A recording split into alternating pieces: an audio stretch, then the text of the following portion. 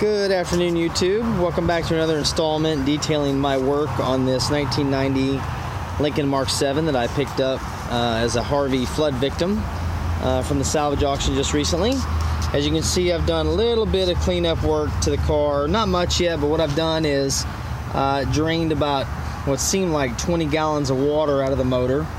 Actually got it to break free. What I did was I just, on a Ford, you can go ahead and jumper your solenoid here with a screwdriver, and started bumping it so I could get it to turn back over again. And once I got the motor broken free, filled it back up with some fresh oil and some Marvel mystery oil, and amazingly enough, got it to start right up. So I'll show you as it gets all cranked up here. So as we had a misfire there.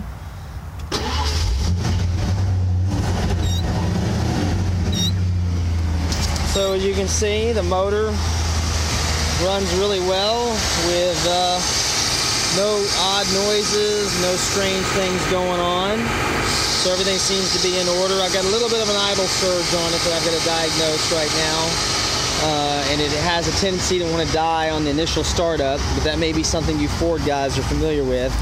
What I did in here, as you can see, I went ahead and stripped the whole interior out of the car so I could dry everything out. And this thing was really wet inside.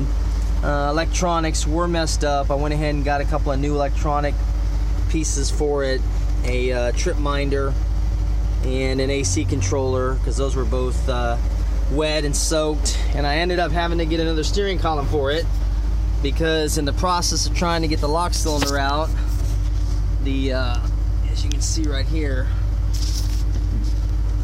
the lock cylinder housing decided to break on the car.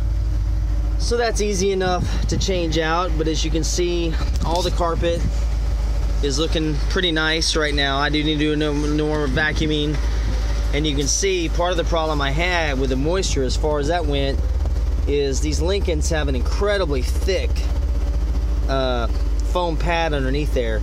So it really took a long time to get this to dry out. But other than that, everything is working well. I do have a problem right now with the hydraulic accumulator on the brakes and an airbag light, but I've got no issues with the air suspension. The sunroof is opening just fine. Radio needs to be replaced, obviously, but other than that, everything's coming along good. So in a few more weeks, I'll have another update for you as I begin to get this car put back together again. Thanks for watching. If you have any comments, be sure to leave them below. Thanks.